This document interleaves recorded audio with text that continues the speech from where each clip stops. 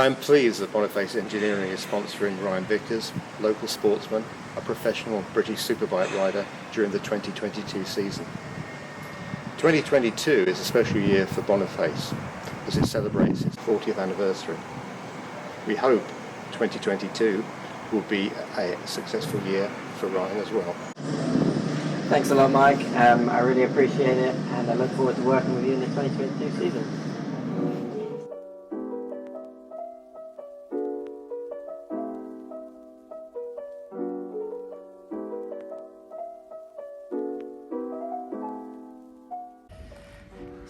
So racing has changed and developed, obviously, from how I've progressed as well. When I first started, I was on a very basic pizza delivery bike as such, a Honda CB500, which is a very basic machinery, cheap machinery.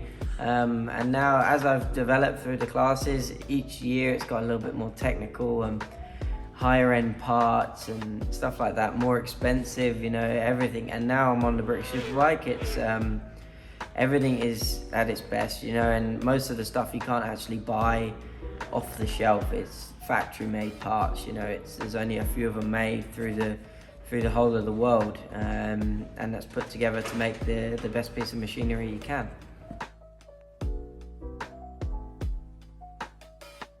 The most memorable achievement in my career so far, it's probably been in 2018. I won the British Superstock 600 Championship. So I was British champion on 600, which was an awesome achievement, as it was a family-run team from my mum and dad and stuff like that, and Boniface as well was a big part of that achievement. And also I've had some great races in British Superbikes, some front row starts and stuff, which has also been some really big highlights in obviously a lot higher level. But hopefully in the 2022 season we can create a lot more of those memories.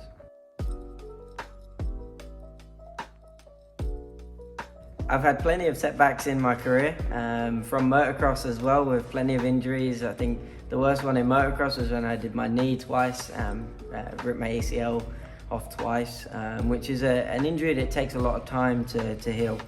Luckily, when I did it at a young age, I've sort of grown back into it, and it's healed properly.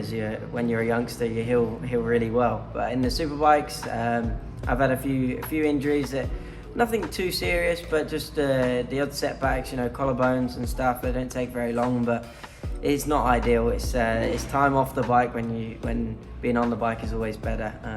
I had a head injury in 2019, which was quite bad. Loss of memory for a long time, which was a bit of a weird sensation, really.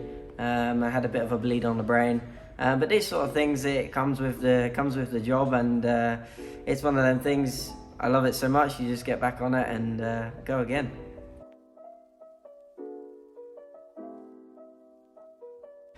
So the feeling when you're actually riding a bike around the track, it's one of those. You never get the same feeling as the start of the season. The start of the season when you first get back on a superbike is like, wow, like this thing is fast, But after, because we're used to it, it's one of those things. After a few laps and stuff like that, it becomes slow. It's one of those things. We're always wanting more power. We're always wanting more of this, more of that. We're always trying to figure a way of being able to go faster. You normally get to a point where you feel like the bike's holding you back, so you want to go faster, but you can't, because you're losing the front, you're losing the rear, and there's something holding you back from wanting to go faster. And that's then that point where you really have to work hard and trying to get that feeling to be able to allow you to push that little bit extra. But it's one of those things, you always feel like you're on the limit because you are. So it's more of an adrenaline side of things when you're on that limit. The actual sense of speed becomes quite slow. Everything slows down because your brain gets used to it. You do probably 150 laps around a circuit in a weekend, probably more than that, to be honest. So you do a lot of laps at the exact same pace, because every time you get onto the straight in the exact same point, you enter full throttle and you brake at the same point. So your brain gets in a rhythm, and you do get used to that outright speed, but you're always trying to push more. You're always trying to get on the gas a little bit earlier, always trying to brake a little bit later, and just trying to get that outright faster speed around the track.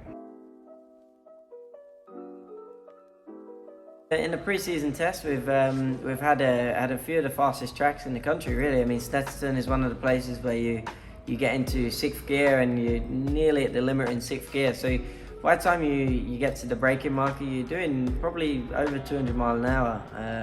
I think in the speed trap we're doing like nearly 190, but the speed trap is halfway, 3/4 of the way down the straight. So it's not where you finish being full throttle. And Silverstone as well, you just get into sixth gear, so you're around that 190 to 210 mile an hour window at both of those circuits. Silverstone is where the first round is as well, and it's always a tight race because it's a 50-second lap. It creates some great racing, so you'll see some great overtakes and a lot of people in a bunch doing that same speed around 190 mile an hour there, so it's always good close racing.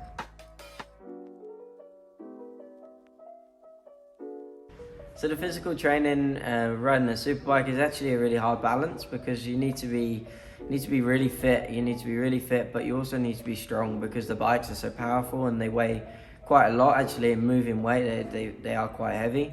So it's a balance because you need to be quite light because you need to be fast down the straights, but you also can't put on too much body mass to counteract that lightweight with some heavier weight. You know, it's so it's a difficult balance, and you need to cover all areas. So I do a lot of cycling, a lot of running, a lot of gym work. Tend to be most times twice a day, especially throughout the winter time. As you come into the race season, you need to tame it down a little bit because obviously you don't want to be fatigued coming into the race weekend. So yeah, it's a difficult thing that I keep on top of my diet as well, and we do a lot of fitness tests and always trying to improve. So the diet type of things in the morning is like, I always like to have oats. It's always a good thing for me. If I don't have oats, I always find I get hungry too early, and then I need to train and stuff like that. So oats is always a good thing to have, and a lot of chicken and rice and salmon and rice and things like that. You know, I eat a lot of fruit as well, and just keep hydrated with water.